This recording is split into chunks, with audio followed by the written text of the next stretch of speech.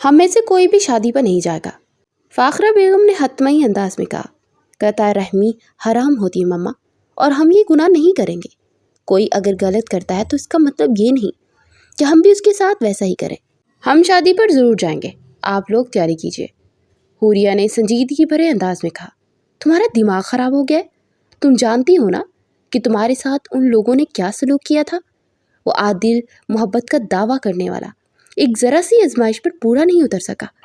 اس کی بڑی بہن نے تلخ لہجے میں کہا، اپیا، اگر میری جگہ عادل ہوتا اور اس کے ساتھ یہ حادثہ ہوا ہوتا تو کیا آپ لوگ میری شادی کرتے؟ مجھے یقین ہے کبھی نہیں کرتے۔ اور اسی طرح اگر بابی وغیرہ میں سے کسی کے ساتھ یہ حادثہ ہوا ہوتا تو کیا آپ ان لوگوں کو بیاہ کر لاتے اپنے بیٹے کے لیے؟ کبھی نہیں لاتے۔ اور میں بہت حقیقت پسند ہوں، ہمیشہ سچ بولتی ہوں۔ پلیز ان سب باتوں کو بھول جائیے۔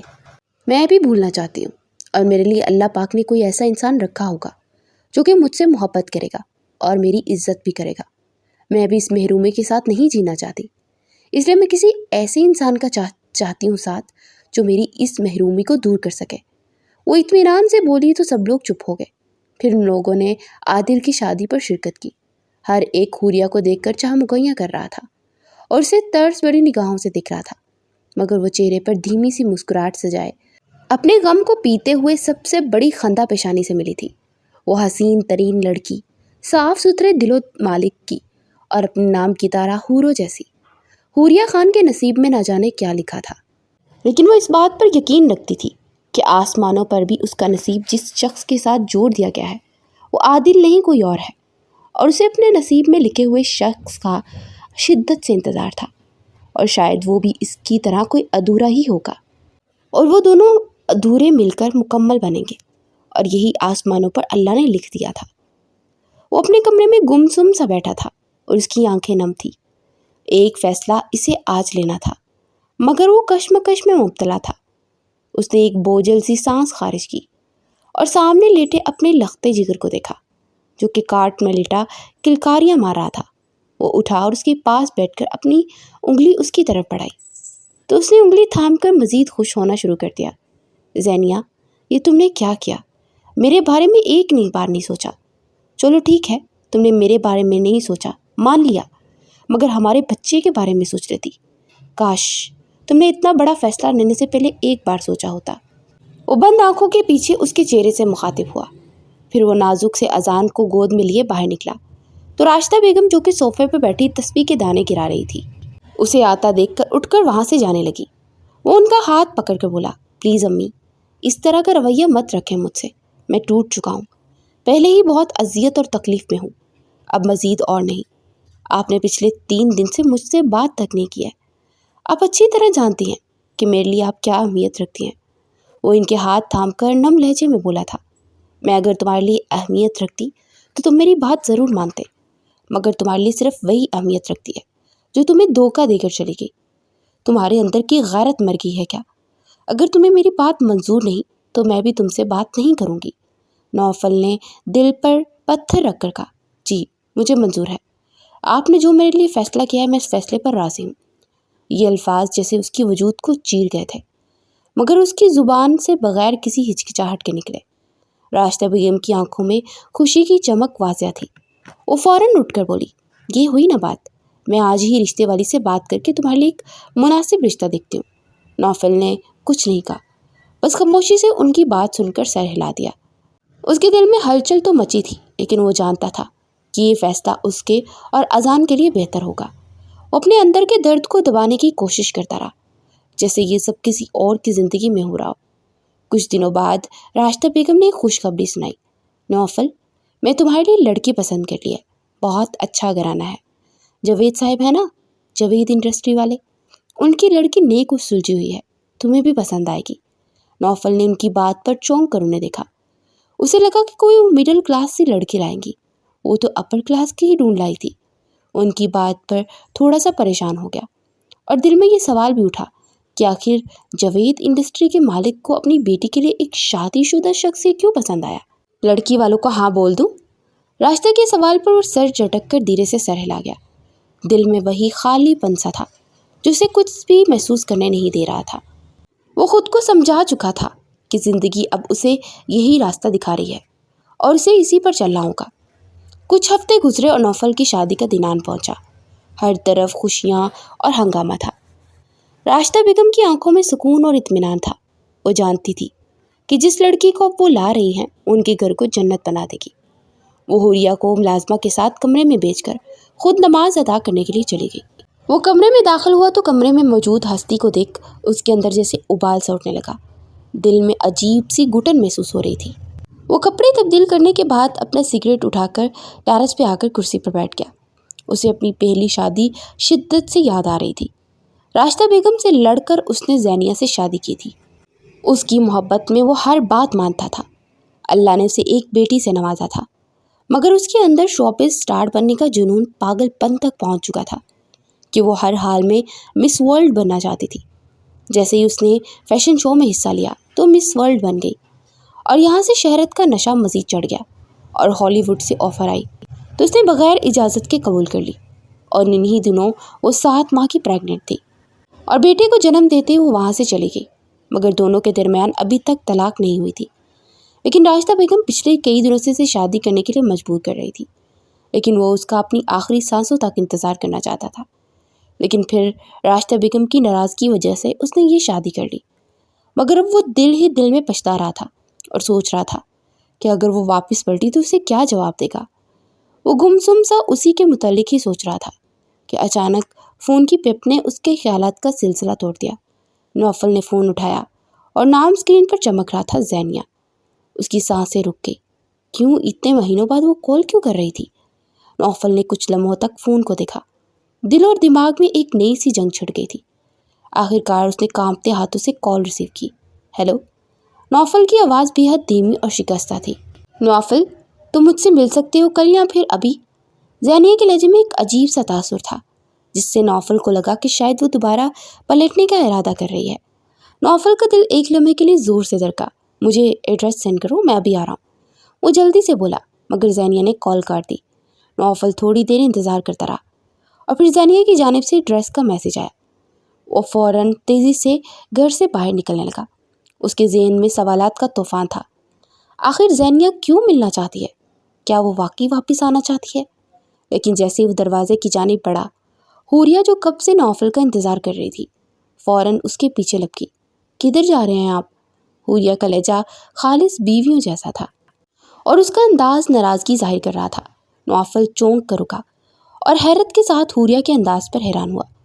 वो सर पर हिजाब किए हुए थी और उसने अपने लहंगे के साथ मिलती जुलती शाल ओढ़ रखी थी। उसका हुलिया देख नौफल का लगा कि वो खामोश कम गो लड़की होगी, मगर वो इसकी तौक़ियात के बिल्कुल बरअक्स निकली। नौफल ने उसे सर से पाँव तक देखा और चंद लम्हे के लिए कुछ कहने को अल्फाज न मिले। मैं एक ज़रूरी काम के लिए जा रहा हूँ, नौफल ने गहरा सांस भरते हुए कहा। तुम परेशान ना हो, बस कुछ देर में आ जाऊँगा। हुरिया ने गहरी सांस से नौफल को देखा। उसकी नज़रों में सवालात की झलक साफ नजर आ रही थी, मगर वो मज़ीद कुछ नहीं बोली। नौफल बगैर कोई और वजाहत दिए तेज़ी से वहाँ से बाहर निकल गया। गाड़ी में बैठकर नौफल का जहन अब भी ज़ैनिया की जानिब ही चला गया था।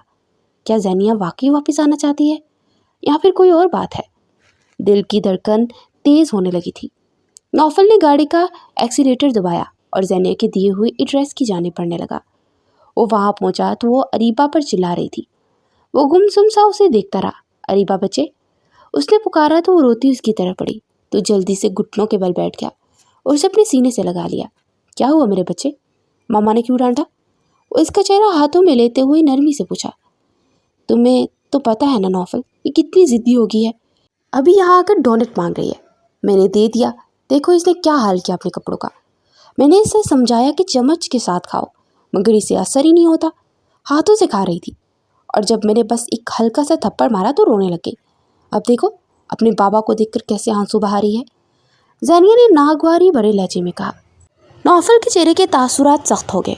ज़ैनिया, किसी चीज़ की हद होती है, तुम ऐसे कैसे कर सकती हो? वो सिर्फ 3 साल की बच्ची है और तुम उसके साथ इस तरह का रवैया इख्तियार कर रही हो। बच्चों को मैनर्स तुमने सिखाने हैं और तुम्हारे डांटने पर या थप्पड़ मारने से नहीं सीखा जाता, प्यार से सिखाओ। वो लब भींच कर बोला। हाँ, तुम्हारे लिए कहना आसान है नौफल। तुम्हें पता है मैं सुबह लंदन से फ़्लाइट कराकर यहाँ आई हूँ सिर्फ इसीलिए कि ये तुमसे मिलना चाहती थी। اب میں بہت زیادہ تھک گئی ہوں اور یہ میرے راستے میں رکاوٹ بن رہی ہے۔ تمہاری ماں نے بھی جانے سے پہلے سے میرے ساتھ بھیج دیا تھا کہ میں اسے سنبھال نہیں سکتی، تو بہتر ہے تم اپنی ماں سے کہو کہ اسے مینرز سکھائے، اور ہاں دوسری شادی بھی کر لو، شاید کوئی اور مل جائے جو تمہیں اور تمہارے بچوں کو مینرز سکھا دے۔ زینیہ تلخی سے بولتی ہوئے اپنا بیگ اٹھا کر کھڑی ہو گئی۔ کہاں جا رہی ہو؟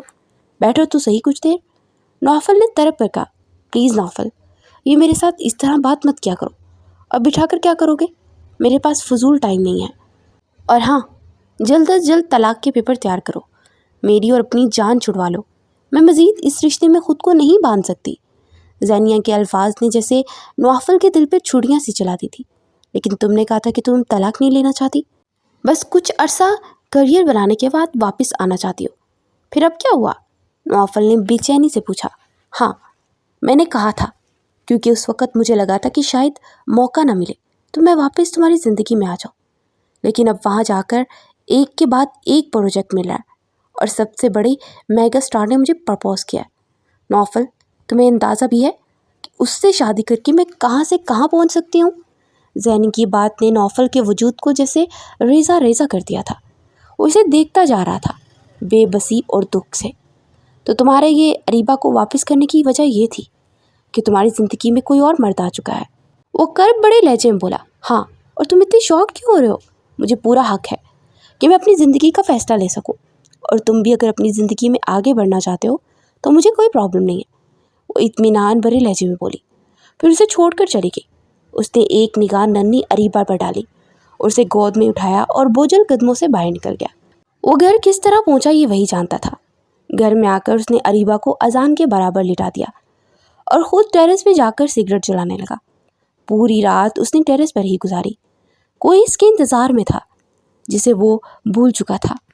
فجر کے وقت جب وہ اندر آیا تو حوریہ بھی بیدار ہو چکی تھی۔ اس کی نظر کے ساتھ لپٹی بیٹی پر پڑی۔ یہ کون ہے؟ حوریہ نے حیرت سے پوچھا۔ یہ میری بیٹی ہے اریبہ، نوفل بوجھل لہجے میں بولا اور بیڈ پر لیٹ گیا۔ ایک منٹ، یہ تو اپنی ماں کے ساتھ لندن میں نہیں تھی، پھر یہ یہاں کیا کر رہی ہے؟ حوریہ نے سادہ سے لہجے میں سوال کیا۔ نوفل کا چہرہ غصے سے سرخ ہو گیا۔ تم کون ہوتی ہو مجھ سے یہ سوال کرنے والی؟ وہ میری بیٹی ہے، وہ جہاں چاہے رہے اور جو چاہے کھائے، وہ اپنے باپ کا دیا ہوا کھائے گی۔ اگر تمہیں اس کی موجودگی سے تکلیف ہے تو بہتر ہے چپ رہو، نوفل غصے سے چلاتے ہوئے بولا۔ حوریہ کا چہرہ سرخ پڑ گیا۔ دماغ خراب ہو گیا ہے آپ کا؟ اس طرح بات کر رہے ہیں آپ مجھ سے؟ اور مجھے کیوں اس بچی سے تکلیف ہوگی؟ میں تو صرف ایک سوال کیا تھا، کیونکہ آپ کی ماں نے یہی بتایا تھا کہ بیٹی ماں کے ساتھ گئی ہے اور بیٹا یہاں ہوتا ہے۔ آپ کو شرم آنی چاہیے مجھ پر ایسا الزام لگاتے ہوئے۔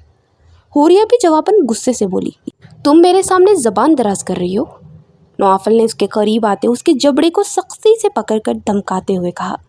حوریہ نے نم آنکھوں سے اس سنگ دل شخص کو دیکھا جو اپنے جذبات کے آگے کسی کو کچھ نہیں سمجھتا تھا۔ وہ ایک جھٹکے سے اسے چھوڑتا رک پھیر گیا۔ وہ چپ چاپ بغیر کچھ کہے واش روم کی جانب بڑھ گئی۔ وضو کر کے آتے ہی اس نے نماز پڑھی اور پھر صوفے پہ بیٹھ کے قرآن مجید پڑھنے لگی۔ اسی دوران وہ گاہے بے گاہے اس کو دیکھنے لگا جو کل رات ہی اس کا ہمسفر بنا تھا۔ آنکھوں میں نمی بڑھتی جا رہی تھی۔ اذان کے رونے پر وہ ہوش کی دنیا میں آئی اور نم آنکھوں کو صاف کرتی ہوئی وہ اٹھ کر روتے ہوئے اذان کی طرف بڑھی۔ اذان کے رونے پر اریبہ اٹھ کر حیرت سے اسے دیکھ رہی تھی اور پھر وہ پاس آ کر اذان کے سر پر ہاتھ پھیرنے لگی۔ اس کے چہرے پر خوشی کے آثار تھے۔ ہائے بیبی، میں ہوں تمہاری ماما۔ اس نے ہلکا سا مسکرا کر ہاتھ بڑھایا تو اذان کچھ دیر سوچنے کے بعد اس کا ہاتھ تھام کر اس کی طرف بڑھا۔ چلیے اب آپ اپنا نام بتائیے، وہ ہلکے سے مسکراتے ہوئے بولی۔ اریبہ، وہ آہستہ سے بولی مگر سہمی ہوئی لگ رہی تھی۔ واؤ، اریبہ کا نام تو بہت پیارا ہے، وہ خوش ہو کر بولی۔ چلے اب جلدی سے اٹھیں اور فیس واش کرتے ہیں، پھر ہم باہر جا کر کچھ کھاتے پیتے ہیں۔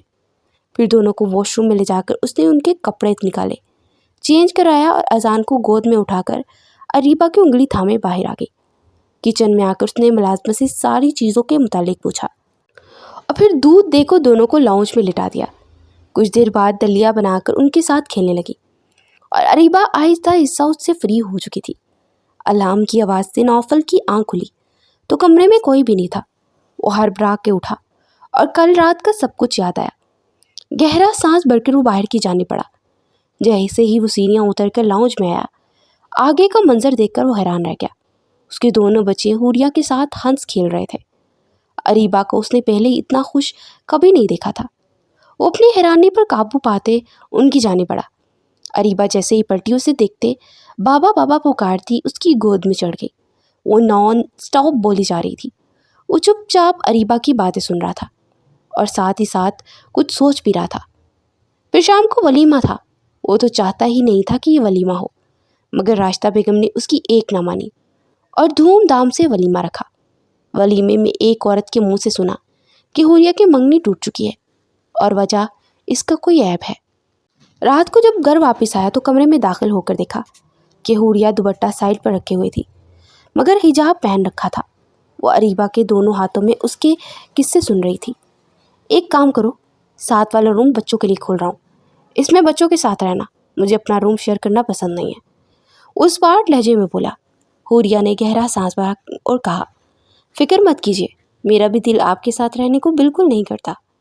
मैं ये सब सिर्फ बच्चों की खातिर कर रही हूँ, और हाँ, कल मैं खुद भी बच्चों के साथ ही रहूँगी। फ़िलहाल कमरा सेट करना है तो आज के दिन हम यहाँ ही रहेंगे। कल बच्चों का रूम उनके मुताबिक सेट करवाने के बाद वहाँ शिफ्ट हो जाऊँगी। ये सुनकर नौफल के माथे पर बल पड़े। तुम खुद को समझती क्या हो? मैं इतनी बदतमीज़ी बर्दाश्त नहीं कर सकता, समझ गई? तुम जो मेरे साथ बदतमीज़ी कर रहे हो इसे बदतमीज़ी कहते हो, और जो तुम कह रहे हो इसका क्या? तुम्हें हर चीज़ को अपनी मर्ज़ी के मुताबिक करते हो, और जब मैं जवाब देती हूँ वो भी आराम से, तो भी तुम्हें चुभता है। वो तल्ख लहजे में बोली और इसे आपसे तुम पर आते देख वो खोल उठा था। तुम जो मेरे बच्चों के साथ इस तरह का रवैया रख रही हो ना, वो मुझे बहुत अच्छी तरह पता है कि ये सब तुम मेरी तरफ माइल होने के लिए ही कर रही हो। तुम्हारी फितरत को मैं बखूबी जान चुका हूँ। जितनी नेक तुम नज़र आती हो उतनी हो नहीं। ये सब तुम्हारा डोंग है। मेरे सामने ये डोंग मत रचाओ। मैं अच्छी तरह जानता हूँ तुम जैसी लड़कियों को। और हाँ, आइंदा से मुझे आप कहना, बदतमीज़ी बर्दाश्त नहीं करूँगा मैं। और एक और बात, बल्कि सवाल है, तुम्हारे अंदर ऐसा कौन सा ऐब है कि तुम्हारे माँ बाप ने तुम्हारी शादी एक शादीशुदा 2 बच्चों के बाप से कर दी, कहीं किसी और मर्द के साथ? उसने बात अधूरी छोड़ते उससे चेहरे का जायज़ा लिया। इस बात पर हुरिया का रंग हो गया और ब्राउन आंखें लबालब आंसुओं से भर गई। उसने मुड़कर अरीबा की तरफ देखा, फिर हल्का सा मुस्कुराते उसकी तरफ मुड़ी। मैं आपकी इस बात का बहुत अच्छे से जवाब दे सकती थी, मगर जब माँ बाप की लड़ाइयाँ हों तो बच्चों पर बहुत बुरा असर होता है, और अरीबा यहाँ पहले से मौजूद है और वो बहुत सहमी हुई बच्ची है। वो तल्ख लहजे में बोली और वापस पलटने लगी। सीधी बात करो, मैंने जो कहा है वो सच और कड़वी बात है। तुम जैसी लड़कियां कभी घर में नहीं बस सकती जिनके अंदर ऐब हो, और शायद यही वजह होगी कि तुम्हारे बाप ने तुम्हारी शादी एक 2 बच्चों के बाप से कर दी। एक बात मेरी ध्यान से सुन लो, अगर तुम्हारा किसी से अफेयर या किसी और करतूत का मुझे पता चला तो तुम्हें जान से मार दूंगा। वो सर्द लहजे में बोला और वार्डरोब की जाने पड़ा। सब आपकी पहली बीवी की तरह बदकिरदार और बदफितरत नहीं होते मिस्टर नौफल, हुरिया ने तंग कर कहा। तुम हद से बढ़ रही हो। आपकी बीवी जैसी औरतें किसी एक मर्द के साथ नहीं टिकती। उसके अल्फाज सुन के नौफल का चेहरा मजीद सुर्ख हो गया। वो गुस्से से आगे बढ़ा। तुम्हारी हिम्मत कैसे हुई है बकवास करने की? तुम जानती नहीं हो वो मेरे लिए क्या है। मैं उसके मुतालिक एक लफ्ज़ बर्दाश्त नहीं कर सकता। और इसकी तरफ आते उसके जबड़े को दबोच कर धमकाया, और अरीबा सहमी हुई एक साइड पर खड़ी उन्हें देख रही थी। फिर नौफल ने हुरिया को धक्का देकर पीछे किया और तेज़ी से बाहर निकल गई। इस कदर जिल्लत पर हुरिया की आंखों में नमी उतरने लगी। वो बच्चों को लेकर दूसरे कमरे में आ गई। आने वाले दिनों में पूरी कोशिश कर रही थी कि वो कभी भी नौफल के सामने न जाए। वो थोड़ी देर के लिए आकर बच्चों के पास बैठता, फिर वापस अपने कमरे में चला जाता। उसकी तो अपनी कोई अलग ही दुनिया थी। ना उसे अपनी परवाह थी ना अपने बच्चों की। वो इस औरत को बेवफाई के बावजूद उससे मोहब्बत का दावेदार था। न जाने किस तरह का वो मर्द था जो ऐसी बदकिरदार औरत से नफरत करने के बजाय खुद को इसके पीछे खवार कर रहा था। एक दिन वो दफ्तर में बैठा अपना अहम काम निपटा रहा था जब एक खाकी कागज़ मिला। उसने जब खोल कर देखा तो उसमें खुला के पेपर थे जो ज़ैनिया की तरफ से आए थे। वो तो जैसे पागल हो गया। उसने अपना सब काम छोड़ दिया और यूं ही ऑफिस से निकलकर एक क्लब में जा पहुंचा। वहां उसने पहली बार शराब पी ताकि वो ज़ैनिया को भूल सके। उसका दोस्त उसे तलाश करता वहां पहुंचा और उसे अपने फ्लैट में ले आया। सुबह नशा उतरते वो अपनी कनपट्टियाँ मसलते हुए उठा और साइड टेबल पर पड़े मोबाइल को उठाकर देखा। हुरिया की कई कॉल्स आई हुई थी, मगर उसने उन्हें नज़रअंदाज कर दिया था और दोबारा लेट गया। पूरे दिन सोग मनाने के बाद जब वो घर वापस आया तो राशिदा बेगम लाउंज में बैठी हुई थी। उसने सलाम किया और पास आया तो वो गुस्से से रुख फेर गई। वो अभी चुपचाप बैठा ही था कि हुरिया अंदर दाखिल हुई। अजान को गोद में उठा रखा था और वो नडाल सा लग रहा था। क्या हुआ इसे? महफल बेचैनी से बोला।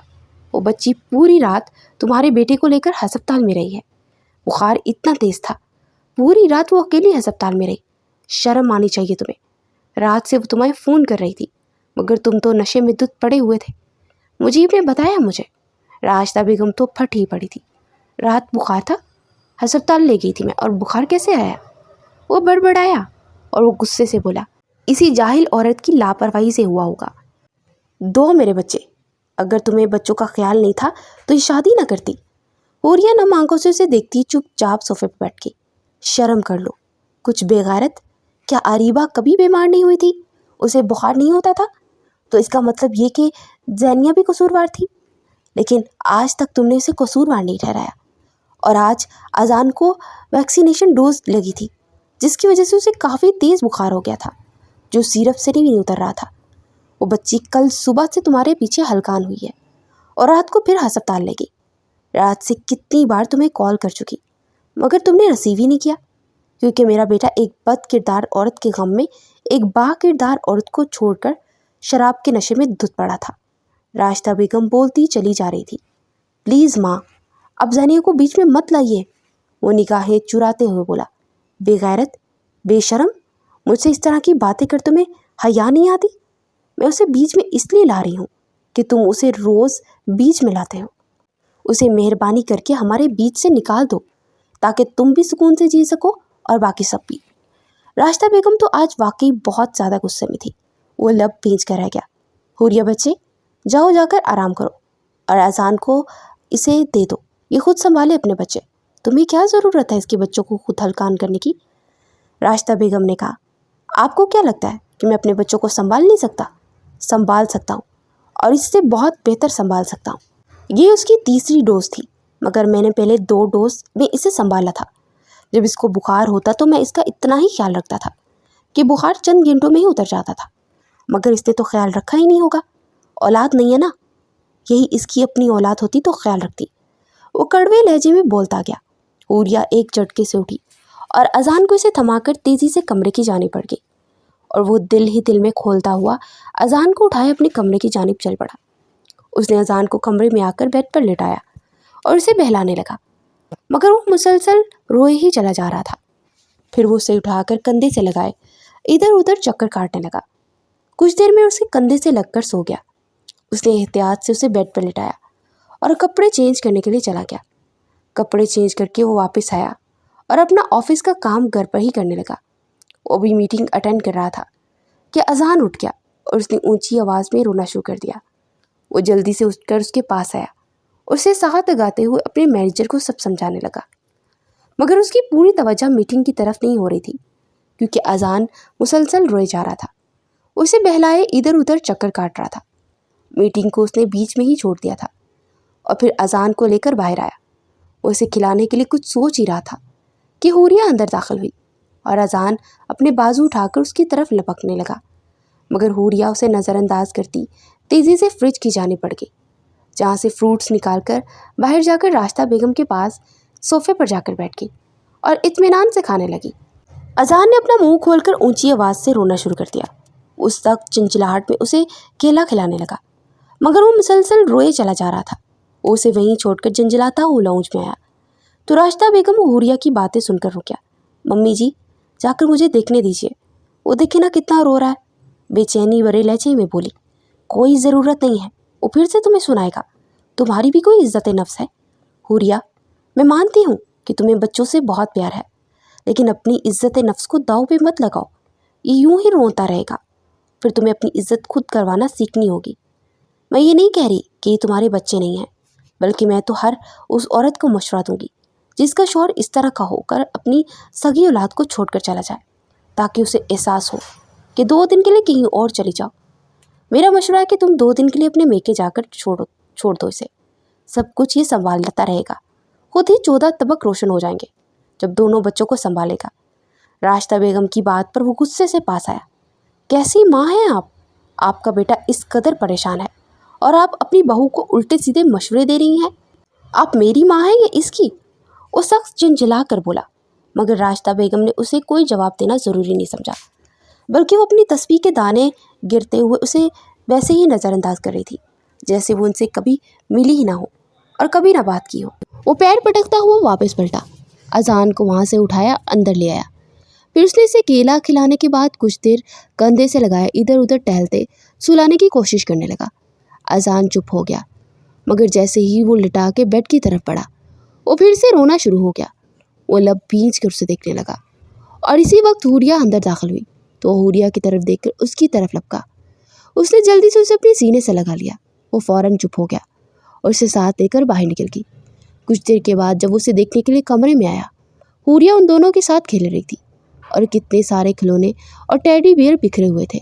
वो एक्शन के साथ एक पोएम गा रही थी, आहा टमाटर बड़े मज़ेदार, और उसके एक्शन को अरीबा कॉपी करते हुए हंसते हुए लूट फूट हो रही थी, जबकि अजान भी किलकारियां मार रहा कर हंस रहा था। हुरिया की नज़र जैसे ही उस पर पड़ी, वो चुप होकर बेड पर बैठ गई। मम्मा, फिर से अरीबा ने कहा तो उसकी मम्मा कहने पर चौंक गया। अरीबा बेटा, ये आपकी मम्मा नहीं है, अब इन्हें आइंदा से मम्मा नहीं आंटी बोलोगी। आपको पता है ना, आपकी मम्मा ज़रूरी काम के लिए गई हैं। जिनकी मम्मा नहीं होती वो मम्मा बोलते हैं, और आपकी मम्मा तो है, वो बोला। अरीबा कन्फ्यूज सी उसे देखने लगी और हुरिया साकित सी खड़ी थी। फिर वो बच्चों के साथ खेलने लगा, मगर हुरिया बुझे दिल से एक साइड पर बैठ गई। उसके अल्फाज ने हुरिया के दिल के हज़ारों टुकड़े कर दिए थे।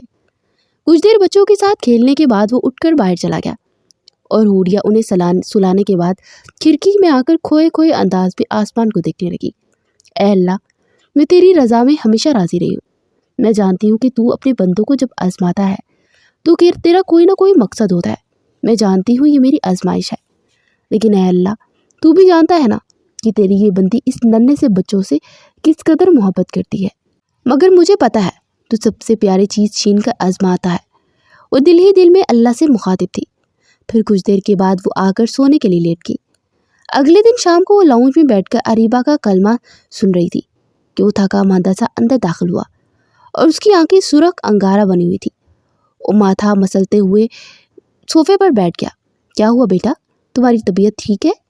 कुछ देर बाद राशिदा बेगम वहाँ आई तो उससे यूँ बैठे देख उन्होंने पूछा। सुबह से बुखार सा लग रहा था, सर में बहुत दर्द है, प्लीज़ एक कप स्ट्रॉन्ग चाय बनाकर कमरे में भेज दीजिए। मैं कुछ देर आराम करूँगा, फिर मुझे ऑफिस का काम करना है, काफ़ी दिनों से पेंडिंग हो गया है मेरा। वो बोला और उठकर अपने कमरे की जानिब बढ़ गया। राशिदा बेगम ने उसके जाने के बाद हुरिया से कहा कि उसके लिए चाय बनाकर कमरे में ले जाए और इसका थोड़ा बहुत ख्याल रखे, शायद इस तरह वो इसकी तरफ माइल हो जाए।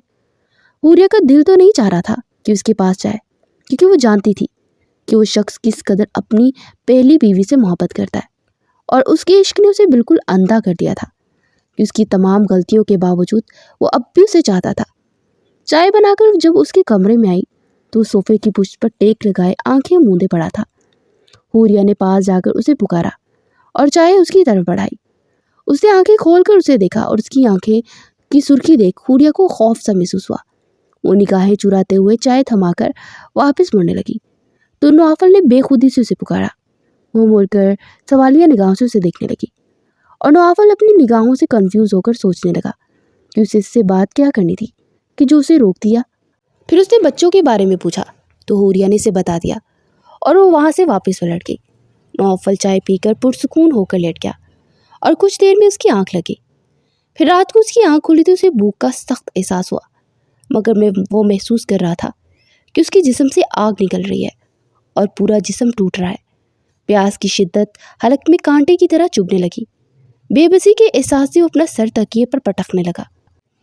फिर कुछ देर के बाद उसे एहसास हुआ कि कोई उसके पास आकर खड़ा हुआ है। नौफल, आप ठीक है? हुरिया ने उसके करीब झुक कर पूछा। पानी, वो बामुश्किल बोला। हुरिया ने जल्दी से साइड टेबल पर पड़े जग से पानी डाला और इसे सहारा देकर बिठाते गिलास उसके लबों से लगा दिया। वो आहिस्ता आहिस्ता पानी पीने लगा, मगर पानी भी उसके हलक में अटक रहा था। फिर वो गिलास हटाकर बेड से उतरने लगा। क्या हुआ है आपको? कहीं जाना है? حوریہ نے پوچھا تو بغیر جواب دیے اٹھ کر واش روم کی جانب بڑھنے لگا۔ اچانک اس کی آنکھوں کے آگے اندھیرا چھا گیا۔ وہ لڑکھڑایا اور گرنے ہی والا تھا کہ حوریہ نے فوراً اس کی کمر میں ہاتھ ڈال کر اسے سہارا دیا۔ آپ کی طبیعت ٹھیک نہیں ہے نوفل، پلیز اب آرام کیجیے۔ وہ بولی، نہیں، مجھے پتا ہے یہ گرمی کا بخار ہے، یہ ایسے نہیں اترے گا، میں ہمیشہ شاور لیتا ہوں، اس سے تھوڑا فرق پڑتا ہے۔ اس کا بازو ہٹا کر بامشکل چلتا ہوا وہ واش روم میں آیا۔ حوریہ بھی اس کے پیچھے تھی۔ حوریہ نے اسے وہاں کھڑا کر کے شاور آن کیا اور مڑنے ہی لگی تھی کہ اچانک اس کا پاؤں پھسل گیا اور نوفل کے سینے سے ٹکرا گئی۔ وہ اتنے قریب تھی کہ نوفل کے لب اس کے ماتھے کو چھونے لگے۔ حوریہ اپنی منتشر دھڑکنوں کو قابو کرتی تیزی سے پیچھے ہٹنے لگی کہ نوفل نے اس کی کمر میں ہاتھ ڈال کر اسے اپنے قریب کر لیا اور اس کے لبوں پر شدتیں برسانے لگا۔ حوریہ اس کی شرٹ کو مٹھی میں جکڑے کانپ رہی تھی۔ پھر نوفل نے اسے گھما کر اس کی پیٹھ کو اپنے پیٹ سے لگایا اور اسے اپنی آغوش میں لے کر آنکھیں بند کر دی، مگر لب اس کے کندھے اور گردن پر دہکتا لمس چھوڑ رہے تھے۔ کچھ لمحوں بعد جب ہوش ذرا بحال ہوا تو اسے چھوڑ کر پیچھے ہٹ گیا۔ حوریہ تیزی سے باہر نکلی اور پھر بھیگتے کپڑوں کو دیکھتے انہیں چینج کرنے کے ارادے سے وارڈروب کی جانب بڑھی تو اس میں صرف نائٹی تھی جو راشدہ بیگم نے ان کی شادی کی رات کے لیے رکھی تھی۔ باقی کپڑے بچوں کے روم میں تھے اور وہ وہاں چک جا کر کسی قسم کی کھٹ پٹ نہیں کرنا چاہتی تھی، تو نائٹی پہن کر بال سنوارنے لگی۔ نوفل باتھ روم سے باہر آیا اور اسے سلیو لیس نائٹی میں دیکھ اس کا دل بے قابو ہونے لگا۔ وہ آج پہلی بار اسے دیکھ رہا تھا۔ وہ بہت خوبصورت لگ رہی تھی، لمبے پشت کو چھوتے بال اور آئیڈیل فگر کے ساتھ تراشا ہوا بدن۔ وہ بے اختیار اس کی جانب بڑھا تو حوریہ گھبرا کر ادھر ادھر دیکھنے لگی۔ وہ قریب آ کر اسے اپنی آغوش میں اٹھا کر بیڈ پر لے آیا۔ رات بھر اسے اپنی محبت کی بارش میں بھگوتا رہا اور سو گیا۔ حوریہ نے اٹھ کر اپنے بال سنبھالے اور واش روم میں آ کر چہرہ آئینے میں دیکھا۔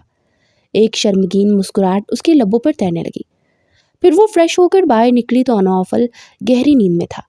اس نے پاس جا کر نوفل کا ماتھا چھو کر دیکھا تو اب نارمل لگ رہا تھا، بخار اتر چکا تھا۔ نوفل نے اس کے چھونے پر آنکھیں کھولی اور پھر اسے زور سے پیچھے ہٹاتے اٹھ کر بیٹھ گیا۔ تم کیوں آئی تھی میرے پاس رات کو؟ وہ غصے سے بولا۔ حوریہ کا چہرہ مرجھا گیا۔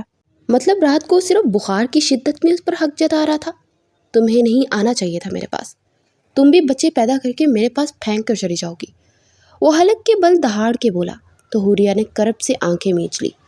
یہ سب تم نے جان بوجھ کر کیا ہے نا، لیکن ایک بات یاد رکھنا، اس معاملے کو اتنا سنجیدہ مت لینا، کیونکہ اگر تم ماں بننے والی ہوئی تو میں یہ بچہ مروا دوں گا، سمجھی؟ اس کے جبڑے بھینچ کر بولا۔ بس بہت ہو گیا، کیا سمجھتے ہیں آپ مجھے؟ کیا آپ نے مجھے پتھر سمجھ لیا ہے کہ جسے درد نہیں ہوتا؟ میں رات آپ کی تیمار داڑھی کے لیے آئی تھی کہ آپ تکلیف میں ہوں گے، مگر کچھ لوگ بہت ہی احسان فراموش ہوتے ہیں جو صرف دکھ دینا جانتے ہیں۔ فکر مت کیجیے مسٹر نوفل یزدانی، آپ کے نصیب میں مجھ سے اولاد پیدا ہونا نہیں لکھا۔ وہ بے دردی سے آنسو صاف کرتے کمرے سے باہر نکلتی چلے گی۔ اس کی آخری بات پر وہ الجھ گیا، مگر وہ سر جھٹک کر فریش ہونے کے لیے چلا گیا۔ جب وہ باہر آیا راشدہ بیگم لاؤنج پہ بیٹھی تھی۔ ارے بیٹا بات سنو، آج حوریہ کے ماں باپ کی سالگرہ ہے تو انہوں نے گھر میں پارٹی رکھی ہوئی ہے، تم دونوں کو انوائٹ کیا ہے تو جلدی آ جانا، حوریہ کو لے کر اس کے میکے چلے جانا۔ راشدہ بیگم نے کہا تو سر اس بات میں ہلا گیا۔ شام کو جب وہ گھر پہنچا تو بچے ریڈی بیٹھے تھے اور حوریہ سفید اور گولڈن کلر کی امبرائڈری والی میکسی میں بہت حسین لگ رہی تھی۔ اس نے گولڈن کلر کا ہی حجاب لے رکھا تھا۔ وہ مبہوت سا اسے دیکھتا رہا۔ جب وہ وہاں پہنچی تو سب گھر والے نوفل سے بہت اچھے طریقے سے ملے اور اس کے بچوں پر تو واری صدقے جا رہے تھے۔ وہ ایک ٹیبل پر آ کر بیٹھ گیا اور باقی سب بھی وہیں آ گئے۔ اریبہ تو اتنی خوش تھی، مگر اذان کچھ سہما ہوا تھا۔ وہ زور سے حوریہ کے گلے لگا ہوا تھا۔ آنٹی آئیے ہم بھی شوٹ کروا لیں، اریبہ نے کہا۔ ارے بیٹا آنٹی کیوں بول رہی ہو، ماما بولو نا، حوریہ کی والدہ نے کہا تو نوفل کے ماتھے پر ان گنت بل پڑ گئے۔ نہیں امی، وہ دراصل ابھی سے عادت نہیں ہے نا تو اس لیے ایسا بولتے ہیں، آہستہ آہستہ ہو جائے گا۔ آپ کو پتہ ہے نا بچوں کی نیچر کس طرح کی ہوتی ہے، تو ایک دم سے اگر ہم اسے اس طرح کہیں گے تو برا لگے گا۔ حوریہ جلدی سے بولی۔ ارے حوریہ تمہیں کیا پتہ چلا، عادل کا بچہ ہونے والا تھا، مگر اس کی بیوی سیڑھیوں سے گر گئی۔ سلمیٰ تو 2 دن پہلے مٹھائی لے کر آئی تھی ہماری طرف، بڑا ہنس ہنس کر بتا رہی تھی کہ میرے عادل نے باپ بن جانا ہے۔ اللہ پاک نے دیکھو کیسا سبق سکھایا انہیں۔ ایسی باتوں خوش نہیں ہوتے، مگر مجھے بڑی خوشی ہوئی۔ اور پتہ ہے ڈاکٹر نے یہ تک کہا ہے کہ دوسری بار کی کوئی امید مت رکھیں۔ حوریہ کی بابی نے کہا تو نوفل نے ناگواری سے دیکھا، جو کہ کسی کے بچے کے کھو جانے پر خوش ہو رہی تھی۔ ارے رہنے دو رومی بیٹے، ایسے لوگوں کا کیا ہے، اسے طلاق دے کر اور شادی کروا دیں گے۔ مجھے تو دل سے دعا رہی ہے کہ عادل کے ساتھ کچھ ایسا ہو کہ کبھی وہ باپ ہی نہ بن سکے۔ حوریہ کی بہن نے کہا۔ نوفل ان کی باتوں پر پہلو بدل رہا تھا۔ بس کریں آپ لوگ، اور اللہ نہ کرے ایسا ہو۔ اکلوتے بیٹے ہیں وہ سلمیٰ خالہ کے، اللہ پاک انہیں صاحب اولاد کرے۔ حوریہ جلدی سے بولی، تم پھر بھی ان کے لیے دعا کر رہی ہو؟ تمہیں پتہ ہے نا تمہارے ساتھ کیسا سلوک کیا تھا انہوں نے؟ جب تمہارے بارے میں پتہ چلا کہ تم ماں نہیں بن سکتی تو فوراً رشتہ توڑ دیا، اور محبت کا دعویٰ کرنے والا عادل ایک امتحان میں کامیاب نہ ہو سکا۔ ماں نے کہا کہ بیٹے ہمارا خاندان کیسے چلے گا؟ حوریہ کی بہن کی بات پر اس نے چونک کر بے یقینی سے حوریہ کو دیکھا اور زور سے لب بھینچ لیے۔ چھوڑے، آپ کو کیا ہو گیا ہے؟ مجھے اس بارے میں کوئی بات نہیں کرنی پلیز۔ مجھے یہ بچے مل چکے ہیں، میری ممتا کو قرار آ چکا ہے، اور میں نے نہ کبھی اس بات کا برا مانا ہے اور نہ ہی مجھے ان کی بات کی کوئی بھی حرج نظر آیا۔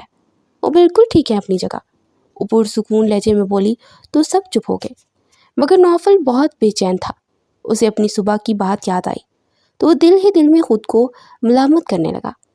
پھر جب پارٹی سے واپس آئے تو وہ کپڑے چینج کرنے کے بعد بچوں کے کمرے میں آیا۔ وہ بچوں کو سلا رہی تھی۔ اریبہ اسے دیکھتے ہی خوش ہو گئی۔ وہ دوسری سائڈ پہ آ کر اریبہ کو سلانے لگا، اور جیسے ہی بچے سو گئے تو وہ اٹھ کر اپنا حجاب کھولنے لگی۔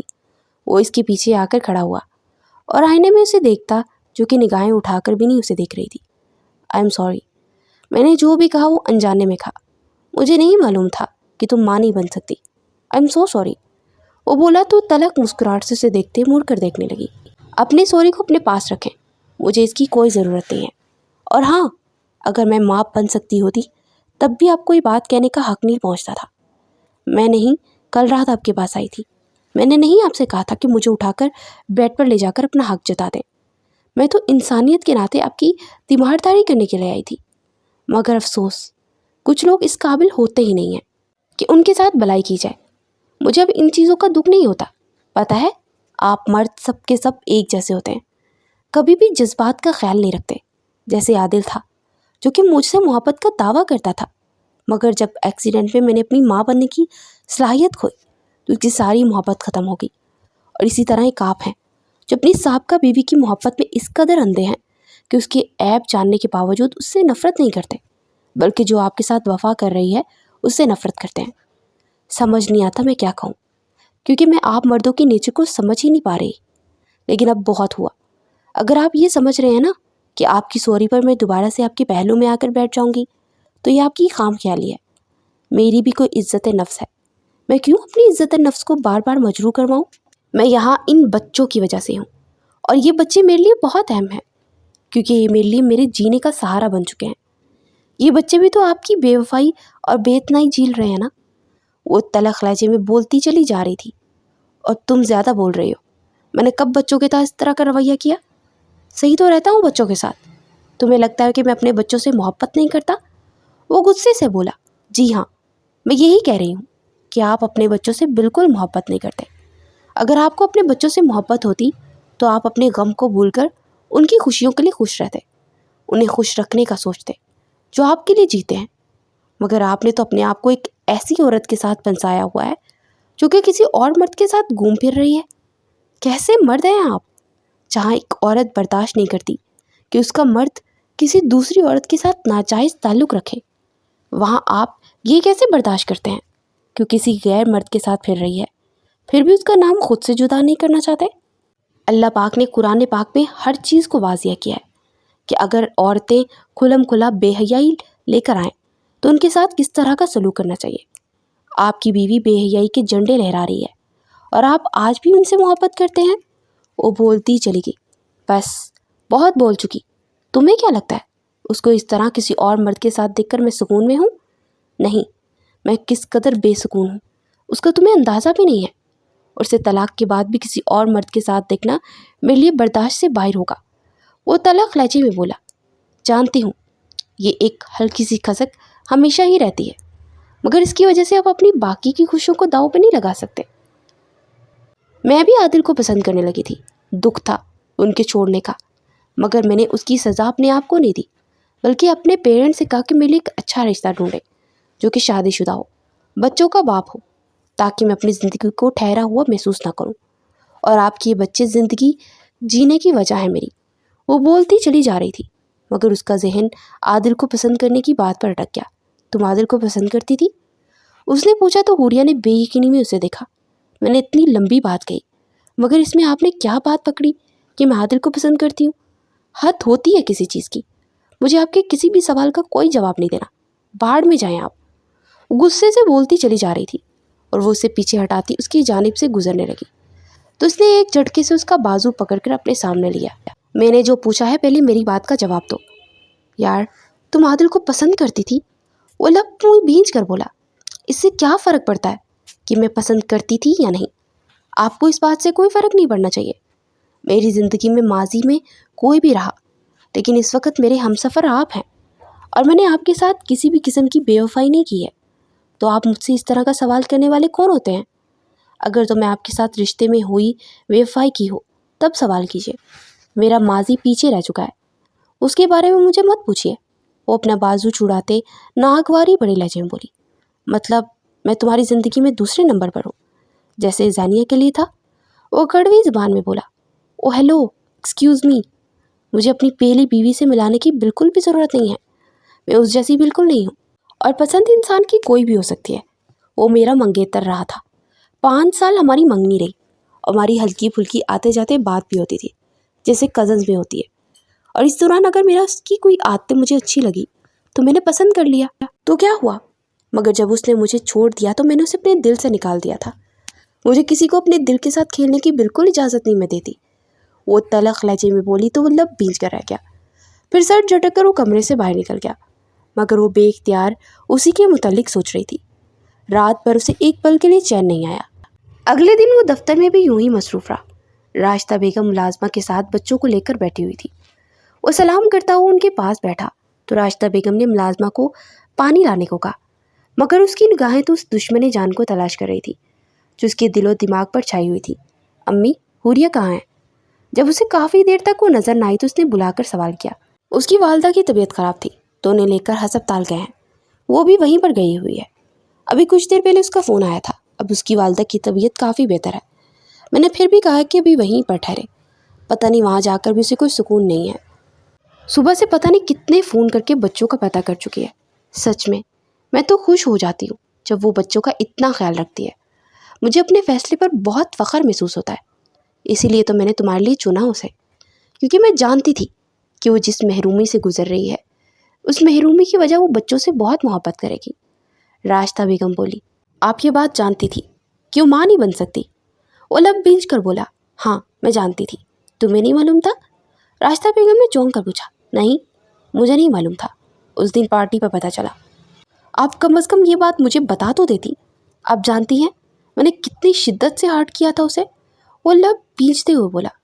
ربا، مجھے لگا کہ وہ بچی خود بخود تمہیں بتا دے گی، اور تم نے کس بات پر اسے تکلیف دی ہے؟ کتنا دل دکھا ہوگا اس بچی کا۔ پہلے اس کا رشتہ ٹوٹا، 5 سال تک اس کا رشتہ چلا، مگر سگی خالہ نے توڑ دیا، لیکن بچی نے ذرا مائنڈ نہ کیا۔ میں اس کی سگی خالہ کی بات کر رہی ہوں۔ ہم شادی پر گئے تھے نا، تب وہ اسی لڑکے کی شادی تھی جسے حوریہ کی شادی ہونے والی تھی۔ جب مجھے فرحت نے بتایا تھا تو میں تو اس لڑکی کی ہمت پر داد دے کر آئی تھی، اور وہ لڑکی اپنی پوری فیملی کو لے کر آئی تھی، یہ کہہ کر کے قطع رحمی حرام ہے اور ایسی بات مائنڈ کرنا بنتا نہیں۔ تب مجھے احساس ہوا کہ یہ بچی ایک ہیرا ہے، ہم تو جیسے لوگ اتنی ہمت والے نہیں ہوتے، اسی لیے میں کہتی ہوں اس بچی کی قدر کرو، اور میں نے اسے چنا بھی اسی لیے ہے کہ وہ احساس کرنے والی ہے، وہ محرومی کا شکار ہے، اور وہ اسی محرومی کے چلتے ان بچوں پر اپنی ممتا کو نچھاور کر دے گی، کیونکہ اسے بچوں سے ویسے ہی بہت لگاؤ ہے۔ راشدہ بیگم بولتی چلی جا رہی تھی۔ اور وہ جو کسی اور مرد کو پسند کرتی ہے، ابھی تک آپ نے ایسی عورت کو میری زندگی میں لا کر کھڑا کر دیا جو کہ اپنے دل میں کسی اور کو بسائے ہوئے تھی۔ وہ تلخ لہجے میں بولا۔ تو تمہیں کیا تکلیف ہے؟ اس نے اگر کسی مرد کو پسند کیا ہوا تھا تو اس میں تمہیں کیا تکلیف ہے کہ کوئی اور اس کے علاوہ تمہارے دل میں نہیں تھی؟ بلکہ ابھی تک تم تو شادی کے بعد بھی ایسی عورت کی محبت کے گن گا رہے ہو جو کہ تمہاری نفرت کے بھی لائق نہیں۔ اگر شادی کے بعد کسی اور مرد کے ساتھ رابطے میں ہے تو تم یہ بات کرتے ہوئے اچھے لگتے ہو۔ اس لڑکے کی شادی کو 2 سال ہو گئے اور وہ 2 سال پہلے اسے چھوڑ چکا تھا، اور اس وقت وہ مرد چھوڑ دیتا ہے تو عورت ایسے مرد کو منہ نہیں لگاتی جو کہ حیا والی ہوتی ہے، اور ویسے تو شرم و حیا والا مرد بھی ہو تو ایسی عورت کو کبھی نہیں منہ لگاتا جو کہ غیروں کے ساتھ گھومتی پھرتی ہو، مگر تمہاری شرم نہ جانے کہاں چلی گئی ہے۔ راشدہ بیگم نے بولتے ہوئے اگلے پچھلے سالے حساب بے باک کرتے اس کے 14 طبق روشن کر دیے تھے۔ اب ایسے تو مت بولے نا، وہ جھنجھلا کر بولتا اٹھ کھڑا ہوا۔ اچھا، ان باتوں کو چھوڑو اور جا کر ہسپتال میں اس بچی کو دیکھو، اس وقت اسے سخت تمہاری ضرورت ہے۔ ان مشکل حالات میں اس کا ساتھ دو گے تو تمہارے مشکل حالات میں وہ ڈال بن کر کھڑی رہے گی۔ راشدہ بیگم نے کہا تو سرد آ بڑھ کر اٹھ کر فریش ہونے چلا گیا۔ جب وہ ہسپتال پہنچا تو حوریہ اپنی والدہ کو جوس پلا رہی تھی۔ اس نے سلام کیا اور پھلوں کے بیگ رکھ کر اسے دیکھنے لگا جو کہ نماز کے انداز میں چاندر لپیٹے ہوئے تھی۔ ارے بیٹا، اسے لے جاؤ اور کچھ کھلا پلا دو، صبح سے اس بچی نے پیٹ میں کچھ نہیں ڈالا۔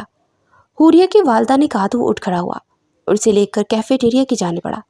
تو میڈم، اگر تمہاری ماں کو کچھ ہوا تھا کم از کم مجھے فون کر کے خود تو بتا دو، ایسی بھی کیا ناراضگی ہے؟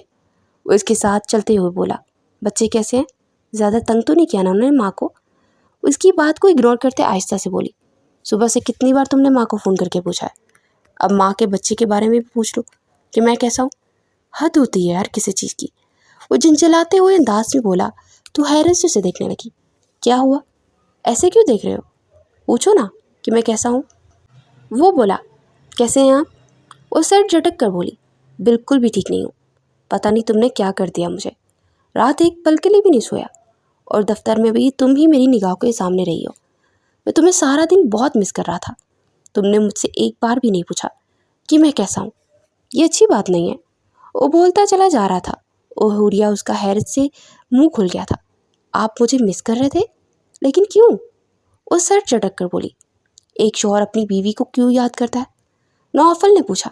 مجھے کیا پتا کیوں یاد کرتا ہے، پہلی بار شادی ہوئی ہے اور نہ مجھے اس بات کا تجربہ ہے اور نہ ہی میں نے کبھی کسی سے پوچھا۔ وہ اطمینان سے بولی۔ شوہر اگر اپنی بیوی کو یاد نہیں کرے گا تو کس کو یاد کرے گا؟ وہ منہ بنا کر بولا۔ اچھا، لیکن آپ کی تو 2 بیویاں ہیں، مجھے کیسے پتہ چلے گا کہ آپ کس بیوی کو یاد کر رہے ہیں؟ ایک تو آپ کے دل و دماغ میں بستی ہے اور میں تو کہیں بھی نہیں ہوں۔ افسردگی بڑی لہجے میں بولی۔ اچھا سنو، میں تم سے اس بات کا وعدہ تو نہیں کرتا کہ میں اسے کبھی یاد نہیں کروں گا، کیونکہ میں نے اس سے بہت محبت کی، میں اسے بھول نہیں سکتا، لیکن شاید اس کو یاد کرتے مجھے اب نفرت محسوس ہوگی، کیونکہ اس نے میرے بچوں تک کو نظر انداز کر دیا۔ میری محبت اور چاہت کا صلہ اس نے بہت برا دیا، لیکن وہ صرف ایک بری یاد بن کر رہے گی، اب میری محبت نہیں، لیکن میں تمہارے ساتھ زندگی بھر مخلص رہنا چاہتا ہوں، اب تمہارا ہاتھ تھام کر اپنے بچوں کے ساتھ ایک مکمل زندگی جینا چاہتا ہوں، کیا تم میرا ساتھ دو گی؟ وہ اپنا ہاتھ اس کی طرف پھیلاتے ہوئے بولا تو حوریہ اپنا چہرہ ہاتھوں میں چھپائے پوٹ پوٹ کر رونے لگی۔ نوفل نے ہڑبڑاتے ہوئے ادھر ادھر دیکھا تو سب لوگ انہی کی طرف متوجہ تھے۔ کیا ہوا؟ رو کیوں رہی ہو؟ نوفل نے گھبرا کر کہا۔ کیا میں نے کچھ الگ کر دیا؟ پلیز اگر میری بات بری لگی ہو تو میں بہت سوری ہوں، یہ کہہ کر اس کے برابر بیٹھتے ہوئے اس کا ہاتھ تھام کر بولا، دوسری طرف سے اس کے آنسو صاف کرتے اسے دیکھنے لگا۔ حوریہ بیگتے اور اس کے سینے میں اپنا چہرہ چھپائے رونے لگی۔ نوفل اس کی حرکت پر سرپٹا سا گیا اور پھر وہ آہستہ سے بولا، حوریہ سب دیکھ رہے ہیں۔ حوریہ دھیرے سے الگ ہوتی تھوڑا دور جا کر چادر سے آنسو صاف کرنے لگی۔ وہ دھیمی سی مسکراہٹ سے اسے دیکھنے لگا۔ کچھ دیر کے بعد وہ وہاں بیٹھے رہے، پھر نوفل نے اٹھنے کا فیصلہ کیا اور دونوں گھر کے لیے روانہ ہوئے۔ گھر پہنچے تو حوریہ بچوں کے کمرے میں چلی گئی۔ نوفل سخت جھنجھلا سا گیا اور غصے سے سونے کی کوشش کرنے لگا، مگر نیند آنکھوں سے کوسوں دور تھی۔ کتنی ہی دیر وہ کروٹیں بدلتا رہا، پھر اٹھ کر بیٹھ گیا، اسی کے متعلق سوچنے لگا۔ کیا ہو رہا ہے؟ کیوں اس کے بغیر جینا مشکل ہو رہا ہے؟ پھر وہ تیزی سے اٹھا اور بچوں کے کمرے کی جانے پڑا۔ وہ دونوں بچوں کے درمیان لیٹی پرسکون سی سو رہی تھی۔ لو جی، میری نیندیں حرام کر کے خود مزے سے سو رہی ہے۔ نوفل بڑبڑاتے اس کے پاؤں سے ہوتا ہوا اس کے جھک کر اس کی آنکھوں دیکھنے لگا۔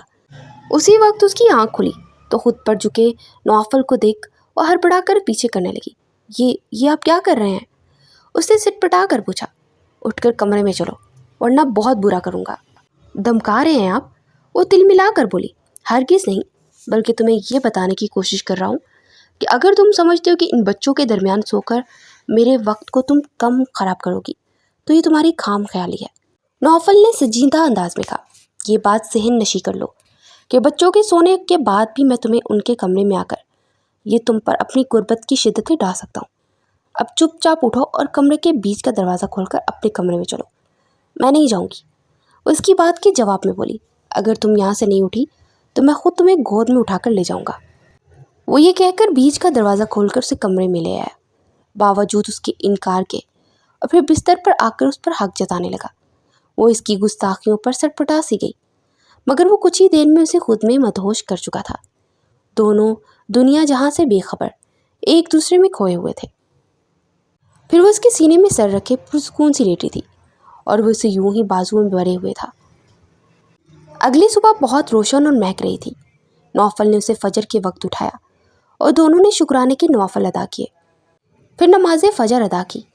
آنے والے دنوں میں نوافل اس کی محبت اور قربت میں زینیہ کے بارے میں بھول ہی گیا تھا۔ ایک دن اس کا فون آیا کہ مجھے طلاق بھیج دو۔ اس نے کہا تو نوفل نے زبانی طلاق دینے کے بعد 2-3 دن کے بعد طلاق کے پیپر بھی بھیج دیے، اور اس کی دستک کرتے وقت نہ ہاتھ کانپے نہ دل، جو وہ یہ سمجھتا تھا کہ وہ مر جائے گا۔ مگر حوریہ کی وفا نے اسے زندگی جینا سکھا دی تھی۔ بچے سارا دن مما مما کہتے نہیں تھکتے تھے اور حوریہ ان کی خواہش پوری کرنے میں مصروف رہتی۔ 5 سال گزر چکے تھے۔ آج ان کی ویڈنگ اینیورسری تھی۔ ان کی 8 سالہ بیٹی اریحا اور 7.25 سال کا بیٹا اذان بھی باہر کھڑے ہو کر انتظار کر رہے تھے۔ وہ دونوں بار بار نوافل کو باہر آنے کا کہہ رہے تھے، مگر نوفل حوریہ کی شال ہاتھ میں لیے کھڑا بس اسے دیکھ رہا تھا، جو کہ آنکھوں میں مسکارا لگا رہی تھی، اور ریڈ کلر کی ساڑی میں اس کا کندن سا بدن نوفل کے جذبات بھڑکا رہا تھا۔ بس کر دو بیگم صاحبہ، اپنے بچوں کی باپ کی جان نکالنے کا ارادہ ہے کیا؟ نوفل ہنستے ہوئے اس کے قریب آ کر بولا اور اس کے رخسار پر لب رکھ کر بولا، پلیز نوفل، تیار ہونے دے، جا کر چپ چاپ نیوز دیکھو۔ میرا مسکارا بگاڑ رہے ہیں آپ، پلیز دور رہیے۔ حوریہ نے درخواست کی، تمہارا مسکارا تھوڑا نہ بگاڑ رہا، یار اپنی انرجی بھی تو چاہیے نا، تم ہی بتاؤ کیا نہ لوں اپنی انرجی؟ نوفل نے اب کی بار اس کی دونوں رخسار پر زور سے کس کرتے ہوئے کہا، جس پر اس کا مسکارا تو خراب ہو گیا۔ لیجیے، مجھے بوتنی بنا کر چین آ گیا۔ وہ چڑ کر بولی تو وہ ہنستے ہوئے جا کر نیوز چینل دیکھنے لگا۔ اسی وقت نیوز پر ایک اہم خبر چلنے لگی، جس سے نوفل سنجیدہ ہو گیا۔ مشہور ہالی ووڈ ایکٹر مس ورلڈ زینیہ نے بلڈنگ کی 10ویں منزل سے کود کر اپنی زندگی کا خاتمہ کر لیا۔ وہ پچھلے کئی مہینوں سے ایک سائیکٹرسٹ کے پاس جا رہی تھی۔ انہیں ذہنی سکون میسر نہیں تھا اور ان کا ہالی ووڈ کریئر بھی زوال کا شکار تھا۔ نیوز اینکر بولے جا رہی تھی۔ نوفل نے لب کچلتے ہوئے حوریہ کو دیکھا، جو گم سم سی کھڑی تھی۔ میں باہر جا کر پارٹی روکنے کا کہتی ہوں۔ حوریہ نے نگاہیں چرا کر کہا، کیوں؟ ایسا کیوں کرو گے تم؟ اب غیروں کے لیے ہم اپنی خوشیاں کیوں خراب کریں؟ لوگ تو روز مرتے ہیں، ہم ان کے ساتھ مر تو نہیں سکتے۔ نوفل نے اطمینان سے کہا۔ حوریہ محض اسے دیکھ کر رہ گئی۔ کیا آپ ٹھیک ہے؟ بالکل میری جان، اس کا ماتھا چومتے ہوئے بولا، پھر اس کا ہاتھ تھامے باہر کی جانب پڑ گیا، جہاں ان کے بچے بے صبری سے ان کا انتظار کر رہے تھے۔ اس کے دل کے کونے میں اس کی بے وفائی سے ایک کسک سی پیدا ہو رہی تھی کہ کاش وہ ایسا نہ کرتی۔ پارٹی سے فارغ ہو کر جب وہ دونوں بچوں کے ساتھ لاؤنج میں بیٹھے تھے تو نوفل نے دل کی بات کہنے کا ارادہ کیا۔ حوریہ، کبھی کبھی مجھے یہ احساس ہوتا ہے کہ تمہارے دل میں میرے ماضی کی یادیں موجود ہیں۔ کیا تمہیں کبھی یہ محسوس ہوتا ہے کہ میں تمہیں مکمل طور پر نہیں دے پا رہا کچھ؟ حوریہ نے نوفل کی آنکھوں میں جھانکتے ہوئے کہا، نوفل، ماضی کے زخم ہمیں اس وقت تک پریشان کرتے ہیں جب تک ہم انہیں قبول نہیں کر لیتے۔ میں جانتی ہوں آپ کی محبت میرے لیے خالص ہے اور یہ ماضی کی تلخیوں سے کہیں زیادہ اہم ہے۔ نوفل نے مسکراتے ہوئے کہا، لیکن میں چاہتا ہوں کہ تمہاری زندگی میں کوئی بھی ستم باقی نہ رہے۔ حوریہ نے اس کی بات کاٹتے ہوئے کہا، زندگی میں تو ستم آتے ہیں، لیکن یہ ہم پر منحصر ہے کہ ہم انہیں کس طرح لیتے ہیں۔ ہم اپنے ماضی کو پیچھے چھوڑ کر آگے بڑھ سکتے ہیں۔ اصل اہمیت اسی بات کی ہے کہ ہم ایک دوسرے کا ساتھ دیں، محبت کریں اور نئے آغاز کی جانب بڑھیں تاکہ ہم کامل ہو سکیں۔ نوفل نے سر ہلا کر کہا، تم بالکل ٹھیک کہہ رہی ہو، محبت کا سفر کبھی ختم نہیں ہوتا اور ہم نے اسے اپنی کہانی میں تبدیل کر دیا ہے۔ اسی لمحے نوفل نے محسوس کیا کہ حوریہ کی محبت نے اسے ماضی کی تلخیوں سے آزاد کر دیا ہے۔ انہوں نے ایک دوسرے کے ساتھ مل کر ایک نیا عزم کیا کہ وہ ہمیشہ اپنے دل میں محبت کو زندہ رکھیں گے، چاہے ماضی کی کسک کیوں نہ رہے۔ اسی لمحے بچوں نے ان کے گلے میں باہیں ڈالتے کہا، ہمیں آپ دونوں کی محبت بہت پسند ہے اور آپ دونوں دنیا کے بیسٹ پیرنٹس ہیں۔ نوافل اور حوریہ نے ایک دوسرے کو دیکھا اور مسکرائے، یہ جانتے ہوئے کہ ان کا رشتہ وقت کے ساتھ اب مزید مضبوط ہوتا جائے گا، کیونکہ یہ بچے ان کے رشتے کی مضبوط کڑی ہیں۔